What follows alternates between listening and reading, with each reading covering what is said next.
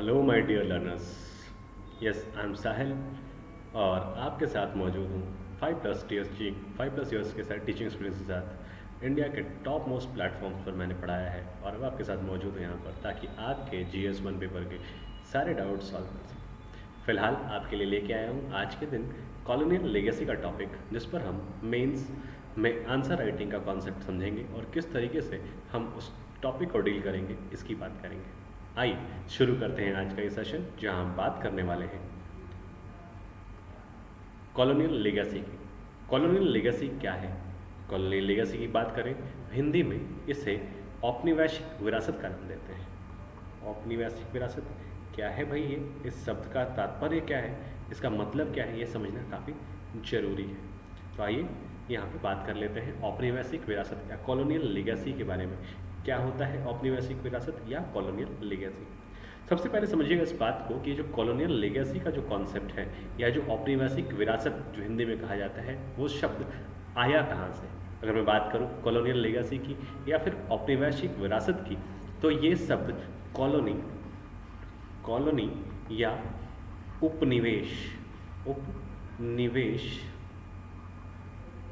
से निकल कर आया है। तो कॉलोनी अथवा उपनिवेश जो है उससे निकल कर के ये शब्द आया है, जिसका नाम है कॉलोनियल लेगेसी या जो है औपनिवेशिक विरासत। लेगेसी का मतलब बेसिकली विरासत से है। विरासत यानी कि जो आपको संपत्ति आपके परिवार से जो मिली हो, जो आपने अपने जन्म के साथ ही उसको जो है अपने उस पर अधिकार प्राप्त किया हो। यानी कहने का मतलब ये है कि अगर आपके पिताजी आपके लिए एक घर बनाते हैं और उस घर को एक समय के बाद छोड़कर चले जाते हैं, या उनका देहांत हो जाता है या वो किसी अन्य कारण से चले जाते हैं और वो घर आपको मिल जाता है, विरासत का मतलब उनसे आपको मिल जाता है बिना किसी रेम्यूनरेशन के, बिना किसी कंसिडरेशन के, तो उस कंडीशन में उसे हम विरासत कहते हैं या लीगेसी का नाम देते हैं। अब इसी बात को समझिएगा कि ये कॉलोनियल लेगेसी या औपनिवेशिक विरासत का तात्पर्य क्या है। देखो, सबसे पहले समझना कि कॉलोनी क्या होती है। सबसे पहली बात, अगर मैं बात करूँ, ये एक कंट्री ए है, मान लीजिए ये कंट्री एक है, ए है, और ये है कंट्री बी। कंट्री ए और कंट्री बी की बात करें तो कंट्री ए जो है, सपोज दैट कंट्री ए का शासन है कंट्री बी पर, कंट्री ए का शासन है कंट्री बी पर। कहने का मतलब क्या है कि मान लीजिए एक बड़ी कंट्री है, एक स्ट्रॉन्ग, एक मजबूत कंट्री है, एक डेवलप्ड कंट्री है। उसने क्या किया, एक छोटी कंट्री या कमज़ोर कंट्री जो कि बी है, उसके ऊपर क्या है, अपना जो है शासन व्यवस्था लागू कर दिया। जैसे हमारे देश भारत में हुआ, यानी कि ये मान लीजिए अगर इंडिया है, ये अगर इंडिया है तो ये कंट्री क्या थी, ग्रेट ब्रिटेन है ना, ग्रेट ब्रिटेन। अब हम अगर बात करें कि ग्रेट ब्रिटेन ने क्या किया, भारत आए ग्रेट ब्रिटेन के लोग और ईस्ट इंडिया कंपनी ने आकर के धीरे धीरे इंडिया के हिस्सों पर शासन करना शुरू कर दिया। अब ग्रेट ब्रिटेन ने इंडिया पर शासन शुरू कर दिया तो इंडिया किसका गुलाम हो गया, इंडिया किसका स्लेव हो गया, तो इंडिया स्लेव हो गया ए का, यानी कि ग्रेट ब्रिटेन का। ग्रेट ब्रिटेन ने अपना शासन व्यवस्था इंडिया पर लागू कर दिया, तो इंडिया क्या बन गया, India became the colony of Britain. India Britain का कॉलोनी बन जाता है। समझिएगा इस बात को, इंडिया ब्रिटेन का कॉलोनी बन जाता है। मतलब कंट्री ए जो है वो जिस कंट्री पर शासन कर रहा है वो उस कंट्री की कॉलोनी कहलाता है। यानी कि ए का कॉलोनी क्या बन गया, बी, यानी ग्रेट ब्रिटेन का कॉलोनी क्या बन गया, इंडिया। ध्यान दीजिएगा, इंडिया क्या बन गया, कॉलोनी ऑफ ग्रेट ब्रिटेन। अब ये बात समझिएगा, एक कॉलोनी या उपनिवेश कहलाता है, उपनिवेश कहलाता है। अब ये उपनिवेश की बात करें तो यहाँ पे जो शासन व्यवस्था है वो यहाँ पर चल रही है, इसकी शासन व्यवस्था यहाँ पर भी लागू है। कहने का मतलब ये है कि जो ग्रेट ब्रिटेन है उसकी शासन व्यवस्था इंडिया में भी लागू है। लेकिन क्या जब भारत आज़ाद हुआ तो जो ब्रिटेन के लोग थे, जो ब्रिटेन के निवासी थे, वो भारत से गए तो क्या अपना सारा का सारा जो है चीज़ें, जो उन्होंने बिल्डिंग्स बनाई थी, जो उन्होंने पॉलिसीज़ लाई थी, चाहे वो इकोनॉमिक पॉलिसी हो, एजुकेशनल पॉलिसी हो, सोशल पॉलिसी हो, या कोई भी तरह की पॉलिसी हो, क्या उन्होंने वो सारी चीज़ें क्या वो वापस लेते चले गए? नहीं, ऐसा पॉसिबल नहीं है कि वो उसको वापस लेकर चले जाए। तो क्या हुआ, उन्होंने वो सारी चीज़ें जो हैं जो इंडिया में लेके आए थे वो, या जो यहाँ पर क्रिएट करा था, जैसे रेलवेज़ की बात कर लें, क्रिकेट की बात कर लें, इस तरह की काफ़ी सारी चीज़ें हैं जो कि वो भारत में उन्होंने उसको जो है धीरे धीरे धीरे धीरे प्रचलन में लेकर आए वो चीज़ें, और फिर वो उसके बाद इन चीज़ों को यहाँ पर छोड़कर अपने देश लौट गए जब उनको यहाँ पर परेशानियों का सामना करना पड़ा। तो जो चीज़ें वो यहाँ पर छोड़ के गए वो चीज़ें हमारे लिए क्या हुई, विरासत हो गई यानी कि लीगेसी हो गई। यानी कि हम अगर बात करें तो जिस देश ने हमें कॉलोनी बनाया उस देश की जो विरासत हमारे पास रह गई वो उस देश की औपनिवेशिक विरासत या कॉलोनियल लीगेसी कहलाई। मेरा ख्याल है आप सभी लोगों को समझ में आ गया होगा कॉलोनियल लीगेसी क्या होती है ना। तो वो जो देश के लोग थे, ग्रेट ब्रिटेन के लोग थे, वो चले गए, लेकिन उन्होंने अपनी जो चीज़ें, अपनी जो पॉलिसीज, अपने जो कल्चर, अपनी जो हेरिटेज यहाँ पर छोड़ के गए, वो सारी चीज़ें यहाँ के लिए विरासत के रूप में भारत को मिली, विरासत के रूप में भारत को मिली। तो भारत के लिए वो क्या हो गई, औपनिवेशिक विरासत या कॉलोनियल लीगेसी।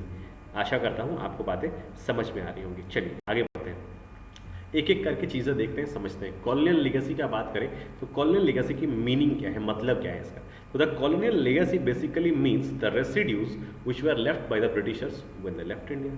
अभी अभी मैंने बताया आपको कि जो कॉलोनियल लीगेसी है या जो है औपनिवेशिक विरासत जो है, उसका मतलब क्या है कि वो सारी चीज़ें, वो सारे रेसिड्यूज, वो सारे जो चीज़ें अपनी विरासत में वो छोड़ कर गए हैं, वो सारी चीज़ें जो ब्रिटिशर्स ने भारत के लोगों के लिए छोड़ दी हैं, वो सारी चीज़ें क्या कहलाएंगी, colonial legacy. Colonial legacy to the India, यानी कि भारत की औपनिवेशिक विरासत। समझ रहे हो आपको, भारत की औपनिवेशिक विरासत। समझिएगा बात को, ये है ब्रिटेन, और ब्रिटेन का शासन किस पर है, भारत पर। तो ब्रिटेन के लोग क्या कर रहे हैं, वापस भारत को छोड़कर जा रहे हैं। कहाँ जा रहे हैं, ब्रिटेन वापस जा रहे हैं। तो ये अपनी चीज़ें कहाँ, किसके लिए छोड़कर जा रहे हैं, भारत वालों के लिए, भारतवासियों के लिए छोड़कर जा रहे हैं। तो ये जो भारतवासी हैं ना, इंडिया और इंडियंस, इनके लिए जो चीज़ें वो छोड़ कर गए ना, that is what known as colonial legacy. या क्या कहलाएगा, कॉलोनियल लीगेसी कहलाएगा। समझिएगा इस बात को, कॉलोनियल लीगेसी कहलाएगा या औपनिवेशिक विरासत कहलाता है। अब जरा थोड़ा विस्तार में समझते इस बात को। कॉलोनियल लीगेसी क्या है कि the concept of colonial legacy defines the concept of customs and traditions along with its deep rooted cultural beliefs which is outcome of the colonial rule.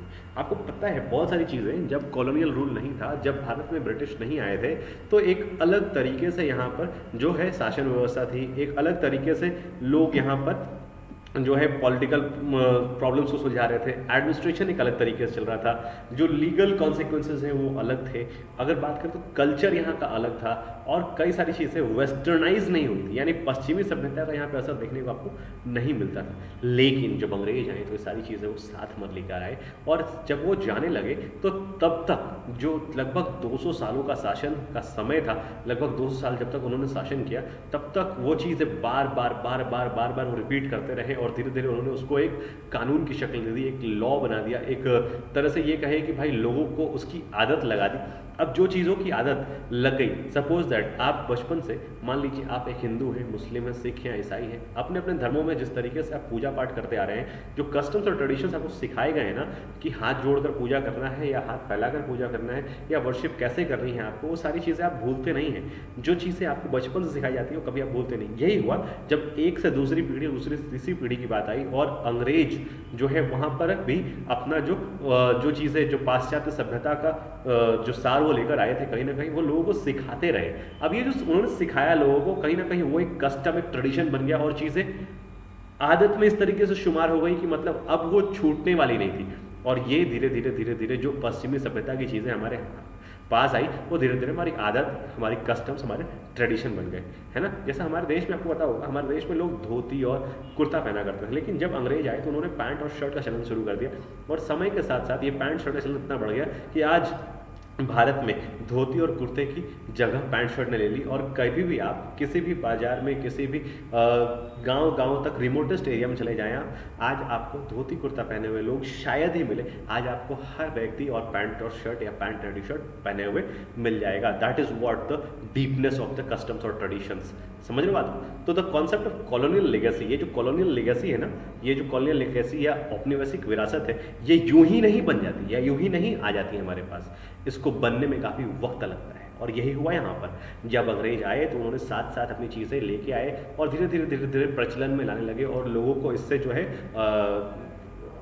है परिचित करवाने लगे। तो ये जो परिचय हुआ लोगों का वो धीरे धीरे उनके कस्टम्स में, उनके ट्रेडिशन में शामिल हो गया और धीरे धीरे वो ब्रिटिश का नहीं बल्कि वो इंडिया के लोगों के जो हैबिट्स हैं उनमें शुमार हो गया और वो बिलीफ बन गया कि भैया ये जो कर रहे हैं वही सही है और इस तरीके से ही हमें आगे जीवन में चलना है ना। लेकिन अब क्या हुआ कि एक समय के बाद जो ब्रिटिशर्स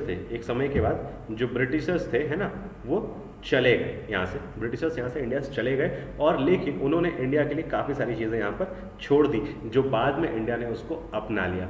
बाद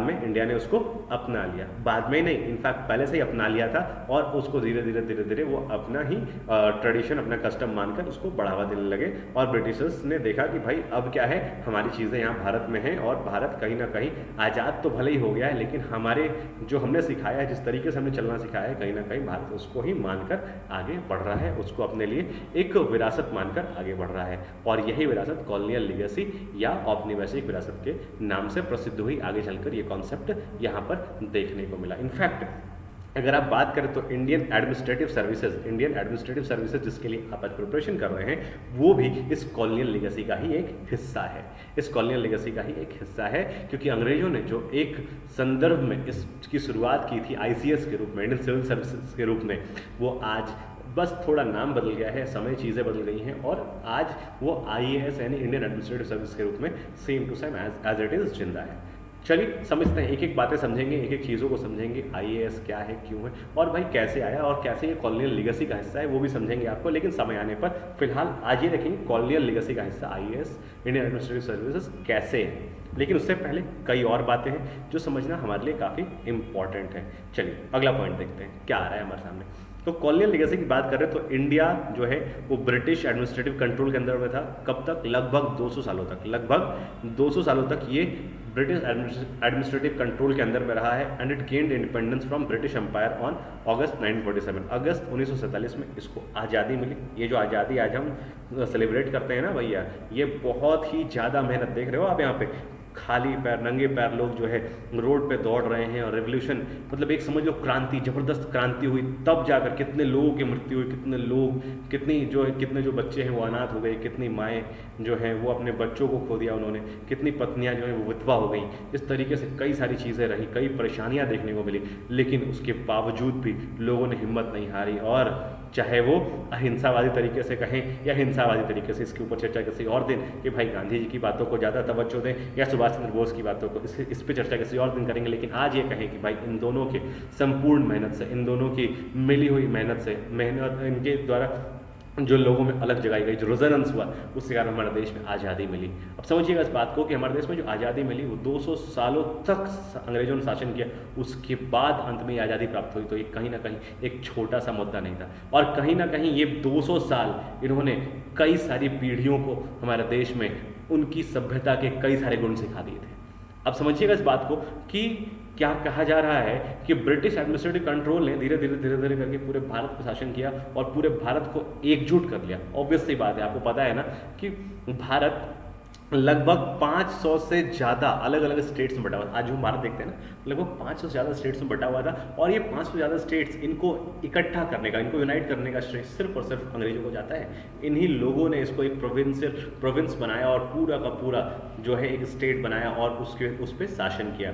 however British imperialism had a number of significant impacts on the Indian सब कॉन्टिनेंट की। जो पॉजिटिव इम्पैक्ट्स जो भी हुए, पॉजिटिव नेगेटिव चाहे जो भी इम्पैक्ट्स हुए, लेकिन वो ब्रिटिश इंपीरियलिज्म का जो इम्पैक्ट्स है वो हमें इंडियन सब कॉन्टिनेंट में देखने को मिला। इनफैक्ट नॉट ओनली इंडियन सब कॉन्टिनेंट में देखने को मिला, इंडियन सब कॉन्टिनेंट पे आज भी देखा जा सकता है। ये बहुत बड़ा मुद्दा है कि आज भारत से इन अंग्रेजों को गए लगभग 70 साल से ज़्यादा, यानी 7 दशक से ज़्यादा हो चुके हैं, लेकिन आज भी इनकी जो सिग्निफिकेंस है, इनके जो इम्पैक्ट्स हैं, इनके जो चीज़ें हमें हमारे जीवन में शामिल हैं, आदतों में शुमार है, हमें आज भी देखने को मिलती हैं। चलिए देखते हैं क्या क्या चीज़ें हैं जो हम आज भी नहीं छोड़ पाए हैं या जिनसे हम दूर नहीं हो पाए हैं। अगर हम बात करें तो इम्पैक्ट्स, ये इम्पैक्ट्स क्या है भैया? तो इम्पैक्ट्स की बात करें तो ये इम्पैक्ट्स 2 तरह के रहे हैं भारत में।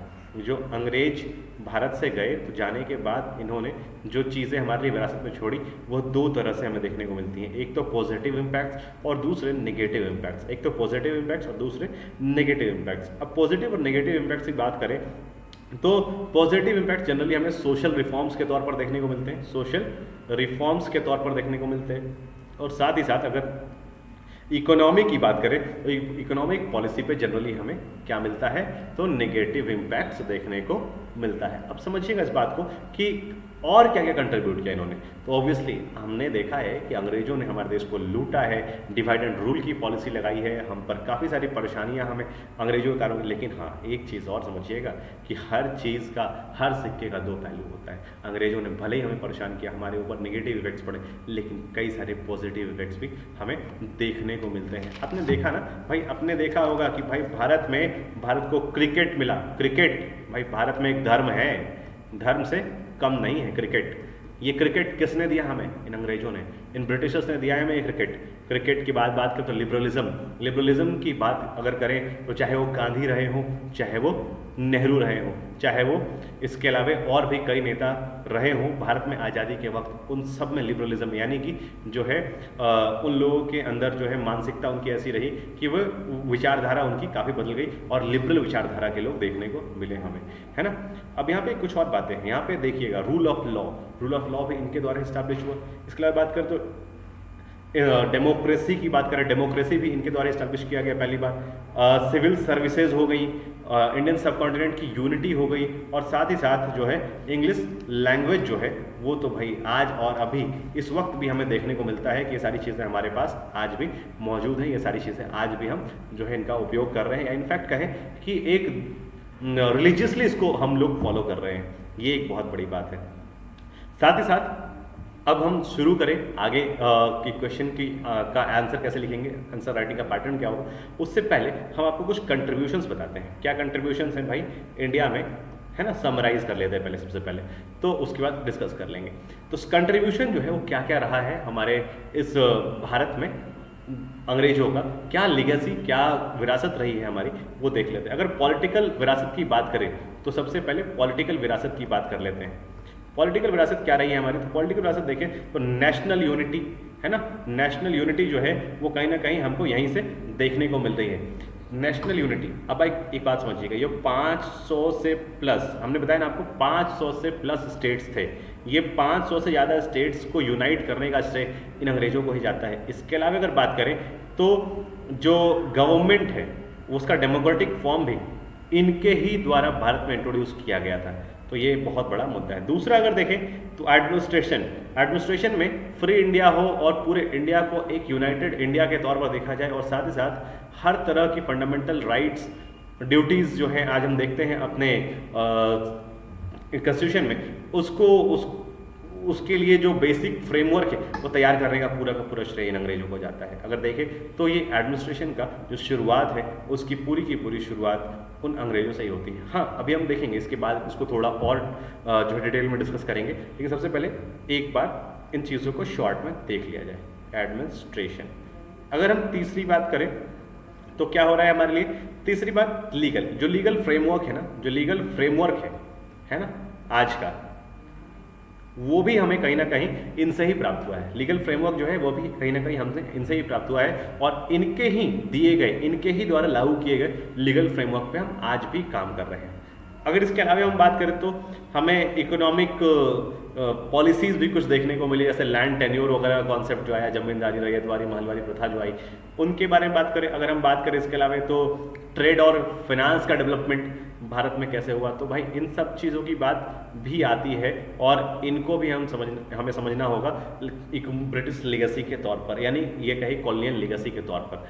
इसके अलावा अगर बात करें तो और कुछ चीज़ें हैं, जैसे कल्चरल बिलीव्स। आपने देखा होगा कि भारत में जो है वेस्टर्न जो कल्चर है उसको इंट्रोड्यूस किया इन्होंने। और भारत में जो लोग, भारत में ये कहते थे भैया कि यहाँ पर जो है लोग कम पढ़े लिखे हैं या कमज़ोर है, जिनकी क्षमता नहीं, या ये कहे कि भाई ये लोग कहते थे कि यहाँ पर जो लोग हैं वो ये कहे कि वो माइंड से इतना डेवलप नहीं है, या पहनना ओढ़ना उनका बढ़िया नहीं है, वेशभूषा अच्छी नहीं है। तो उस परिस्थिति में क्या है कि इन्होंने यहाँ पर जो वेस्टर्न कल्चर है उसको इंट्रोड्यूस किया और वेस्टर्न जो तरीका है उसको इंट्रोड्यूस किया। इससे क्या हुआ कि भारत में जो है लोग वो वेस्टर्न कल्चर को अपनाने लगे, धीरे धीरे करके उनके हिसाब से चलने लगे। इससे क्या हुआ, भारत में जो है वर्ल्ड से इंटीग्रेशन देखने को मिला। क्या है, वर्ल्ड से इंटीग्रेशन देखने को मिला, यानी कि बाकी का जो ओल्ड वर्ल्ड था या ये कहें कि यूरोपियन वर्ल्ड था उससे कहीं ना कहीं हम अटैच हो पाए, उससे कहीं ना कहीं जुड़ पाए। ये एक बहुत ही बड़ा इनका कंट्रीब्यूशन रहा है हमारे इंडियन कॉलोनियल लीगेसी के तौर पर। साथ ही साथ बात करें तो एजुकेशनल, लॉर्ड मैक्यूले की बात करें तो लॉर्ड मैक्यूले ने पहली बार भारत में एजुकेशन सिस्टम को लेके आए वो, है ना। तो एक बात लिख देते हैं यहाँ पे, है ना, कल्चरल, एजुकेशनल, ये सारी चीज़ें हमें देखने को यहाँ पर मिलती हैं। ये बहुत इंपॉर्टेंट चीज़ें हैं। इसके अलावा जो सोशल कॉन्सेप्ट है, ये तो भैया इससे बड़ा तो भाई कुछ देखने को मिलता ही नहीं हमें। सोशल ऑर्डर में क्या हुआ कि यहाँ पर देखेंगे आप तो एक नई क्लास डेवलप हुई भारत में जिसको हम मिडिल क्लास का नाम देते हैं। भारत में एक नई क्लास डेवलप हुई जिसको हम मिडिल क्लास का नाम देते हैं। जो भारत में देखेंगे जो सर्विस सेक्टर है ना हमारा, उसमें जो लोग जा रहे हैं उनका जो पुराना, उनके जो पीढ़ी दर पीढ़ी का कॉन्सेप्ट आप देखेंगे पिछले 4, 5, 7 पीढ़ी से वहाँ पर जो लोग हैं वो अलग अलग जगहों पर नौकरी करते आ रहे हैं, नौकरी पेशा लोग। तो ये कहीं ना कहीं एक मिडिल क्लास का है, मिडिल क्लास का जो कॉन्सेप्ट है वो पहली बार सोशल ऑर्डर यहीं पर डेवलप हुआ। तो ये सारी चीज़ें कंट्रीब्यूशन रही हैं, पॉजिटिव कंट्रीब्यूशन रही हैं। सोशल रिफॉर्म्स जो आए, ये सब चीज़ें, काफ़ी सारी चीज़ें हमें देखने को मिलती हैं ब्रिटिश कॉलोनियल लीगेसी के तौर पर। अगर समझते हैं थोड़ा विस्तार से इन चीज़ों को कि India and other countries in the Indian subcontinent have experienced a number of colonial legacy of the British rule which still continues to impact the country's economic and social situations। क्या कह रहे हैं कि India and the other countries, India के साथ साथ जो बाकी कंट्रीज हैं, आपको पता है ना जो सब कॉन्टिनेंट है हमारा इंडियन सब कॉन्टिनेंट, उसमें काफ़ी सारी कंट्रीज हैं जहाँ पर अंग्रेजों ने शासन करा है, चाहे वो कई सारी कंट्रीज हो। तो सब ने क्या किया है कि अगर हम बात करें तो कॉलोनियल लीगेसी सबके पास आज मौजूद हैं, सबके पास औपनिवेशिक विरासत है अपनी अपनी। तो क्या कहा जा रहा है कि भाई British rule which still continues to impact the countries economic and social situations, कि जो इकोनॉमिक और सोशल सिचुएशंस हैं इन सभी कंट्रीज की, इंडियन सब कॉन्टिनेंट में जितनी भी कंट्रीज मौजूद हैं उन सभी कंट्रीज की जो कॉलोनियल लीगेसीज हैं, जो औपनिवेशिक विरासत है, वो एक जैसी ही है। एक जैसी चीज़ें इनको प्राप्त हुई हैं अंग्रेजों से जब ब्रिटिशर्स भारत से गए हैं। भारत ही नहीं, भारतीय उपमहाद्वीप या इंडियन सब कॉन्टिनेंट से वापस गए तो इनको जो प्राप्त हुई हैं वो एक जैसी चीज़ें हैं। क्या क्या चीज़ें हैं वो समझिएगा। तो there are various elements of British colonial legacies which we could still experience in our day to day lifes, कि जो ब्रिटिश कॉलोनियल लेगेसी है यानी जो ब्रिटिश औपनिवेशिक विरासत है उसमें हम जो चीज़ें प्राप्त करें हैं हम लोगों ने, चाहे वो भारत हो, पाकिस्तान हो, बांग्लादेश हो, चाहे वो इसके अलावा और भी श्रीलंका हो या म्यांमार हो या इसके ऐसी और भी कंट्रीज़ हों आसपास की, उन सारी कंट्रीज़ की बात करें तो इन सभी कंट्रीज़ में ये लेगेसी एक जैसी मिली हैं और आज भी हमें देखने को मिलती है। ये बहुत बड़ी बात है। सबसे पहली लीगेसी जो सबसे इंपॉर्टेंट है हमारे इस कॉन्टेक्स्ट में, उसको समझते हैं कि भाई यहाँ पर हमें जो देखने को मिलता है वो क्या है, use of English language. English language जो यूज़ हो रहा है ये पिछले समय से आज तक यहाँ पर यूज़ होता आया है। यानी अंग्रेजों ने क्या किया कि समझिएगा इस बात को, एजुकेशन में, बिजनेस में, साइंस टेक्नोलॉजी में, इंटरनेट के लिए आज इंग्लिश सबसे इंपॉर्टेंट क्यों है। तो अंग्रेजों ने क्या किया कि भाई ड्यूरिंग द ब्रिटिश रूल के समय पर इन्होंने, जो ब्रिटिश रूल चल रहा था, जो रजीम चल रहा था उस समय, English served as the official language. English को एक ऑफिशियल लैंग्वेज बना दिया, है ना। तो English language for official language for the entire country, और पूरी कंट्री में इसको जो है ऑफिशियल लैंग्वेज का दर्जा दे दिया, जो कि आज भी भारत में एक ऑफिशियल लैंग्वेज है। इंग्लिश आज भी भारत में एक ऑफिशियल लैंग्वेज है। आपको मालूम होगा कि शायद कि सुप्रीम कोर्ट का जो लैंग्वेज है, सुप्रीम कोर्ट आज भी भारत में सुप्रीम कोर्ट का जो अपना लैंग्वेज है that is English. Supreme court बाकी अदर कोई भी लैंग्वेज को एंटरटेन नहीं करती है, it entertains only English as its official language. तो ये एक बहुत ही बड़ा मुद्दा है कि भाई आज भारत 7 दशक पार हो गए लेकिन आज भी भारत अंग्रेजी से मुक्त नहीं हो पाया है और शायद हो भी नहीं पाएगा आने वाले समय में। Its impact could be seen even today in India, और भारत में इसके इम्पैक्ट आज भी देखने को मिलते हैं। बिल्कुल सही बात कहा गया है। और still we could see that the English language serves and continues to be official language. Yes, obviously English language serves and continues to be official language. Official language है और हर एक जगह पर आप चाहे वहाँ का लोकल लैंग्वेज जानते हो ना जानते हो, भारत की राजभाषा हिंदी को जानते हो ना जानते हो, लेकिन अगर आप अंग्रेजी जानते हैं तो कहीं ना कहीं आपका सारा काम हो जाएगा। आप आसानी से अपनी जो एक्सप्रेशन अपने आपको एक्सप्रेस कर पाएंगे, अपनी सारी चीज़ें जो हैं वो यहाँ पर सरकारी तंत्र में करवा पाएंगे। इनफैक्ट अगर आप सुप्रीम कोर्ट जाते हैं तो आपको अंग्रेजी माध्यम से ही जाना पड़ेगा, आपको किसी अन्य माध्यम को एक्सेप्ट किया जाएगा, इसके ऊपर जो है संदेह ही है। In fact not only English serves as the official language of the India, but it is the use of only English that has created a great division between urban and rural population। आज आप जानते हैं कि urban यानी कि जो शहरों में लोग रह रहे हैं, जो मेट्रो सिटीज़ में या वाई ग्रेट सिटीज़ में रह रहे हैं, उन सब की बात करें तो जो अर्बन एरिया के लोग हैं वो अंग्रेजी ज़्यादा अच्छा बोल पाते हैं और रूरल एरिया के लोग थोड़ा कम अच्छा या इनफैक्ट नहीं बोल पाते हैं। बिहार वगैरह की बात करें तो शायद अंग्रेजी बोलना पॉसिबल नहीं, थोड़ा मुश्किल ही है। तो अर्बन और रूरल पॉपुलेशन में अंतर आपको आसानी से दिख जाता है सिर्फ अंग्रेजी के माध्यम से। अगर अंग्रेजी आती है तो बंदा अर्बन होगा, अगर अंग्रेजी नहीं आती है तो ये रूरल होगा। ये बात हमें आसानी से एक दूसरे को देखकर समझ में आ जाती है कि कौन अर्बन कौन रूरल है, क्योंकि वो अंग्रेजी बोल पाता है अथवा नहीं बोल पाता है ना। तो ये एक बहुत ही बड़ा मुद्दा है कि अंग्रेजी जो है वो आज भी अंग्रेजों के जाने के 7 दशक के बाद भी हमारे देश में एक बहुत ही बड़ा, बहुत ही इंपॉर्टेंट रोल, बहुत ही अहम रोल निभा रही है। It has also created the economic and social divide in the society, और इसने जो इकोनॉमिक और सोशल डिवाइड है ना उसको भी क्रिएट कर दिया। ऑब्वियसली बात है, पता है ना आपको भाई, जॉब मिलेगी और तभी मिलेगी जब आपको अंग्रेजी आती होगी। आज के समय में अगर जॉब करना है तो अंग्रेजी का बेसिक सीखना पड़ेगा कम से कम, अदरवाइज आप जॉब नहीं कर सकते हैं। तो भाई कहीं ना कहीं ये चीज़ आपको इकोनॉमिक और सोशल डिवाइड तो देती ही है आपके इस सोसाइटी में, ठीक है। इसके अलावा बात करें तो कुछ और बातें समझ में आएंगी। देखिए कि जो तीन पिलर्स थे जो अंग्रेजों ने हमारे यहाँ पर लागू किए हुए थे, ये 3 पिलर्स क्या क्या थे? ब्यूरोक्रेसी था, पुलिस और आर्मी।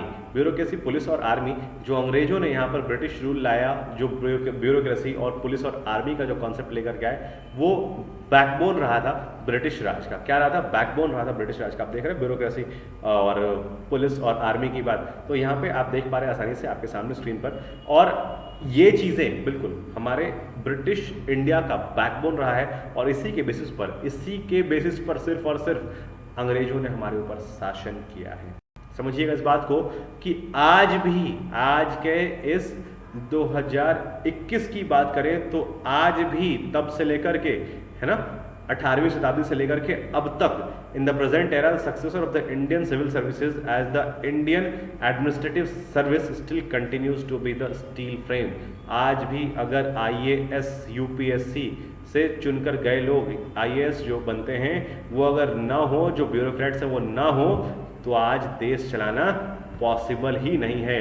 इसीलिए कहते हैं कि this acts as a steel frame for the Indian democracy upon which the independent nation stability and development chiefly depends. इनके ही ऊपर डिपेंड करता है बेसिकली नेशन का स्टेबिलिटी और इनका जो नेशन का जो स्टेबिलिटी है और जो डेवलपमेंट का प्रोसीड्यूर है, जो क्राइटेरिया है, वो सारी चीज़ें इनके ऊपर ही डिपेंड करती, क्योंकि यही वो लोग हैं जो समाज को लेकर चलते हैं। इनफैक्ट ये कहें कि हर जिले की शासन व्यवस्था को संभालते हैं। ये बहुत बड़ी बात है। कहीं ना कहीं इनके ऊपर ही पूरा का पूरा जो है एक जिला चल रहा होता है, एक डिस्ट्रिक्ट चल रही होती है, और एक डिस्ट्रिक्ट से कई डिस्ट्रिक्ट से बन करके एक स्टेट बनता है और कई स्टेट से बन करके हमारा देश। तो कहीं ना कहीं इस देश का जो रीढ़ का हड्डी है वो यही लोग हैं, यही ब्यूरोक्रेट्स हैं, है ना।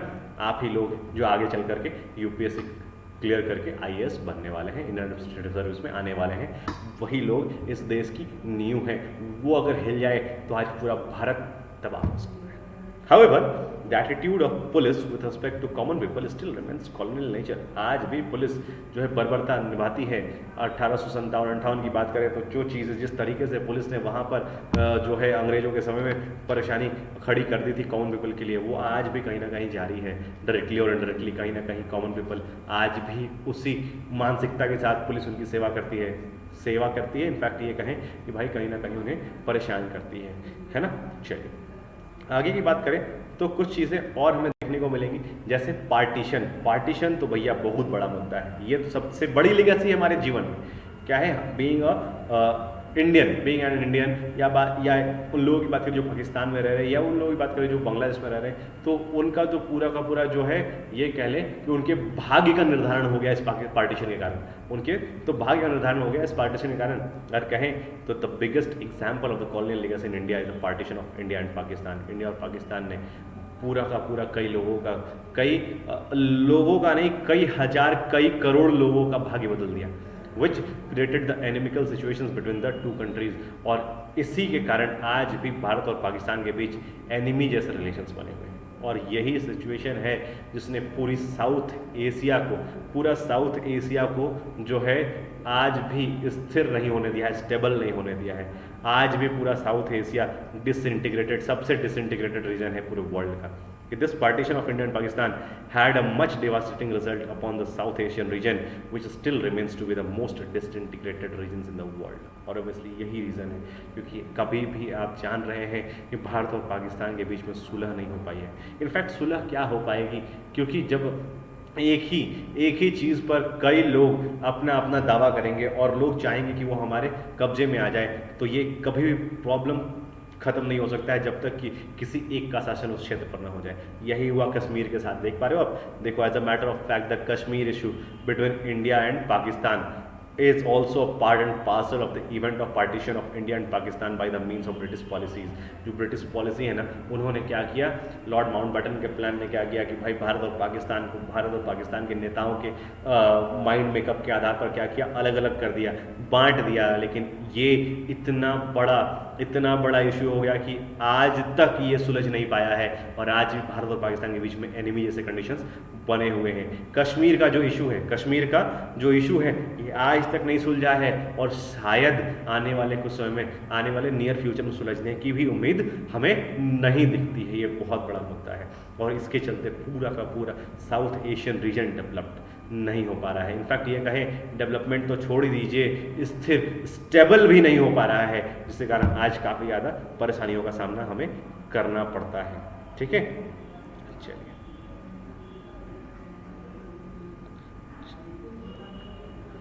देखिए, भारत जब 1947 में आज़ाद हुआ, उससे पहले क्या था, एक अखंड भारत कहें, इनफैक्ट ये कहे उससे पहले तो पूरा ये पाकिस्तान, अफगानिस्तान से हमारा बॉर्डर लगता था और इधर म्यांमार तक हमारा, बर्मा तक हमारा जो है पूरा देश फैला हुआ था। बाद में जब 1947 में ये पार्टीशन हुआ तो आप देख पा रहे हैं ये बन गया पाकिस्तान, है ना, पाकिस्तान, बेसिकली पाकिस्तान नहीं, वेस्ट पाकिस्तान। और ये क्या बन गया, ईस्ट पाकिस्तान। अब वेस्ट पाकिस्तान और ईस्ट पाकिस्तान की बात करें तो ये वेस्ट और ईस्ट पाकिस्तान, ये ज़बरदस्त कॉन्सेप्ट भैया क्या हो गया कि पाकिस्तान में यहाँ पर जो है मुस्लिम्स की आबादी ज़्यादा थी, यहाँ पर भी थोड़ी ज़्यादा थी। तो इनफैक्ट हमारे देश के जो नेता थे, चाहे इधर रहे होंगे, चाहे इधर रहे हों, इन लोगों ने क्या किया कि एक तरफ से इसको बंटवारा कर दिया और कहा कि भाई ये पाकिस्तान अलग और भारत अलग।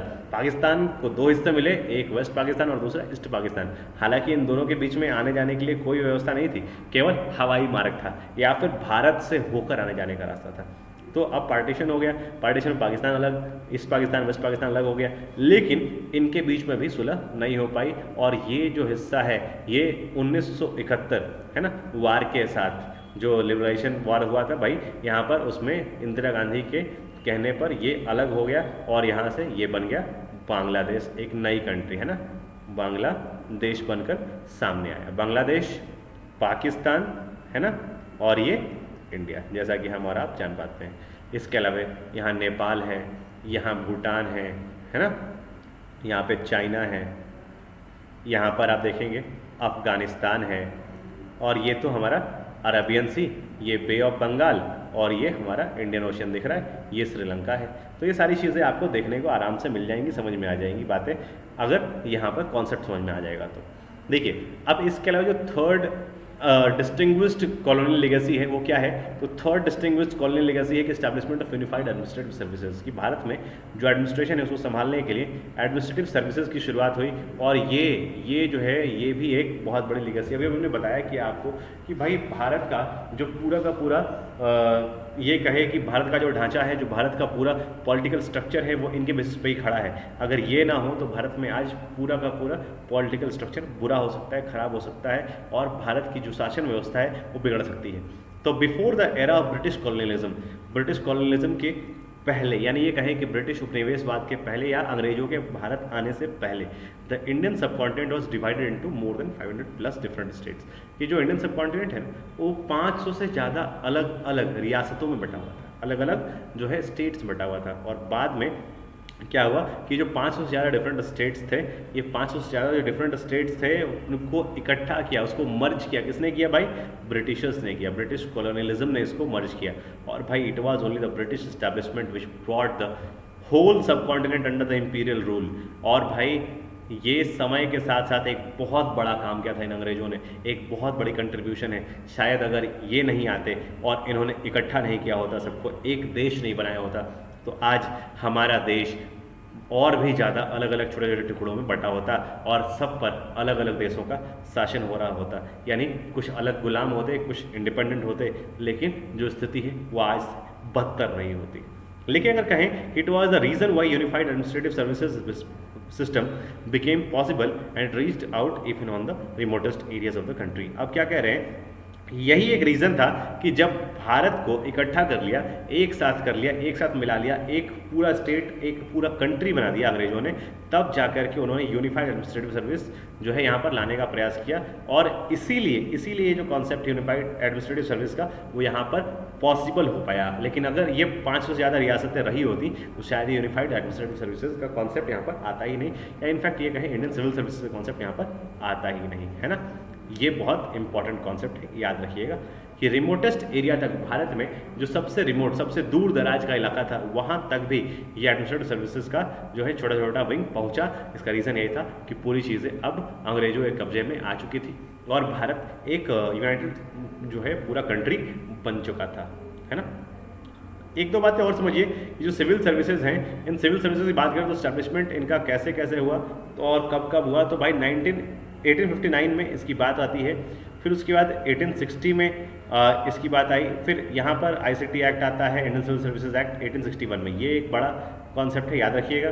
1863 में पहली बार सत्येंद्र नाथ टैगोर भारत के पहले आईसीएस बनते हैं, भारत के पहले इंडियन सिविल सर्विसेज के जो है क्रैक करते हैं। और इसके बाद 4 अदर इंडियन 1866 में 1866 में 4 अदर इंडियंस जो हैं वो सक्सीड कर जाते हैं आईसीएस को क्रैक करने में।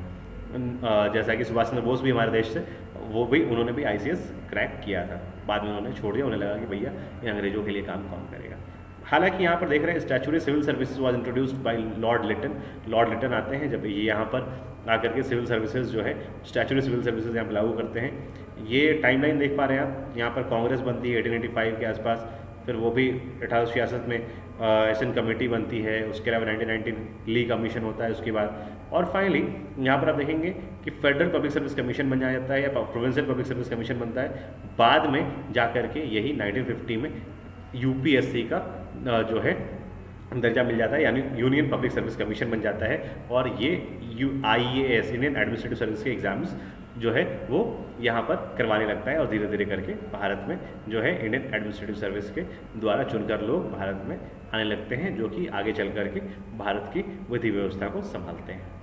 ठीक है, अब कंक्लूजन देख लेते हैं कि ओवरऑल इतनी सारी बातें हमने करी, इतने सारे कॉन्सेप्ट्स हमने देखे, भाई क्या क्या चीज़ें हमें मिली ओवरऑल वो देख लेते हैं। कि ओवरऑल हमने देखा कि भाई भारत में बहुत सारी चीज़ें हैं जो अंग्रेज़ों से मिली हैं, अंग्रेज़ों से मिल कर के हमने पा कर के हमने बहुत सारी चीज़ें सीखी हैं, चाहे वो रेलवे रहा हो, चाहे क्रिकेट रहा हो, चाहे हम बात करें तो भारत के इकोनॉमिक व्यवस्था की बात करें, चाहे हम भारत में इंग्लिश की बात करें, चाहे हम यहाँ के एडमिनिस्ट्रेटिव सर्विस की बात करें, चाहे हम यहाँ पे जो पार्टीशन से क्रिएट हुए एनिमिकल रिलेशंस हैं उनकी बात करें, इन सब का को हमने प्राप्त किया है, इन सबको प्राप्त किया है हमने कॉलोनियल लेगेसी यानी कि ब्रिटिश हुकूमत की विरासत के तौर पर, यानी ये कहें कि जो ब्रिटिश उपनिवेशवाद था उसकी विरासत के तौर पर या कॉलोनियल लेगेसी के तौर पर।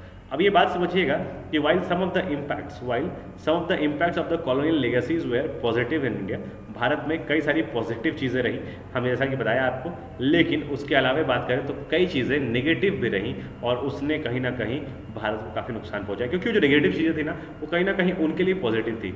वो इंटरेस्ट उनका क्या था कि उनका इंटरेस्ट था कि प्रायोरिटाइज करें कि भाई यहाँ पर जो भारत है ना, हमने A और B का कॉन्सेप्ट दिया था, तो ये मान लीजिए ब्रिटेन है और ये मान लीजिए इंडिया है, तो इंडिया में आओ, इंडिया से रॉ मटेरियल लो, ब्रिटेन ले जाओ, ब्रिटेन से बनाकर फिनिश गुड लाओ, यहाँ बेच दो, फिर यहाँ से पैसा लो, यहाँ चले जाओ। मतलब कि आपको ओवरऑल फाइनली क्या देखना है, ब्रिटेन का जो है वो अच्छा देखना है, ब्रिटेन के लिए जो है बढ़िया करना है, बढ़िया रिजल्ट्स आने चाहिए। वो इनका जो है मोटिव रहा था कि ब्रिटेन को डेवलप करना है या ब्रिटेन को ही जो है ब्रिटेन के लिए हमें इंडिया में काम करना है। That was the main motive. और इन्होंने क्या किया कि इनका इंटरेस्ट था कि ब्रिटेन डेवलप करे, तो interest being prioritised over domestic interest, कि यहाँ भारत के लोग क्या कर रहे हैं, कैसे रह रहे हैं, क्या खा रहे हैं, क्या इनकी आवश्यकता है, क्या नीड्स हैं, क्या इमरजेंसीज हैं, उनको देखने की आवश्यकता ही नहीं, बस इनको तो लूटने की आवश्यकता है। इनको जो है यहाँ का बिजनेस इस तरीके से चलना चाहिए कि किसी चाहे कुछ भी हो जाए, इनको नुकसान हो कोई बात नहीं, लेकिन ब्रिटेन को नुकसान नहीं होना चाहिए, उसे फायदा होना चाहिए। और इसने क्या किया, भारत में एक वीक सेंट्रल गवर्नमेंट को जो है स्टैब्लिश कर दिया, जो कि बाद में जाकर के भले ही भारत आज कई हद तक जो है केंद्र सरकार जो है स्टेट गवर्नमेंट से थोड़ा सा मजबूत हुई, क्योंकि स्पेयर्स जनरेट कर दिए गए कॉन्स्टिट्यूशन के द्वारा। अदरवाइज भारत में सेंट्रल गवर्नमेंट को बहुत ही कम अधिकार थे और काफ़ी ज़्यादा इनको प्रॉब्लम्स का सामना करना पड़ा था। However, the outcome of the colonial legacy is that the foreign control has done more harm than doing good for the country's development. कि कह सकते हैं कि अंततः कि भाई जो कॉलोनियल लेगेसी थी उसका आउटकम क्या रहा कि फॉरेन कंट्रोल रहा, और उनको जो है हमारे देश में क्या स्थिति है, क्या यहाँ की नैसर्गिक स्थिति है, क्या यहाँ का पॉसिबल आउटकम होना चाहिए, किस तरीके से यहाँ पे लोगों को आवश्यकता है रूल्स की, लॉज की, क्या यहाँ का बेसिक नीड्स है, वो उनको आइडिया नहीं था, क्योंकि वो वेस्ट से आए थे और उन्होंने यहाँ पर समय काफ़ी कम बिताया था। इस परिस्थिति में क्या हुआ कि उन्होंने जितनी सभ्यता हमें दी, जिस तरीके से उन्होंने हमें सभ्य बनाया, इनफैक्ट कहे कि हमें जो सुविधाएं विरासत के रूप में दी, उससे ज़्यादा उन्होंने हमारे लिए हार्म हमें विरासत के रूप में दिया, है ना, उससे ज़्यादा हार्म, है ना। हमें दो चीज़ें मिली विरासत में, क्या मिली, या तो पॉजिटिव चीज़ें मिली या तो निगेटिव चीज़ें मिली, है ना। तो लेकिन पॉजिटिव चीज़ें कम और नेगेटिव चीज़ें हमें ज़्यादा देखने को मिली, जो चीज़ें हमें कॉलोनियल लेगेसी या विरासत के रूप में प्राप्त हुई। आशा करते हैं आपको सारी बातें समझ में आ गई होंगी। अगर कोई परेशानी है, कोई भी क्वेश्चन है, तो आप कमेंट में पूछ सकते हैं, हम आपके लिए यहाँ पर बैठे हैं। कोई भी सवाल हो, yes you may ask as soon as possible, हम लोग इसको जवाब देने का प्रयास करेंगे। आशा करते हैं आपको बातें समझ में आई होंगी। चलिए वापस मिलेंगे आप अगले किसी भी और टॉपिक के साथ। Till then stay safe, take care, thank you, thanks a lot.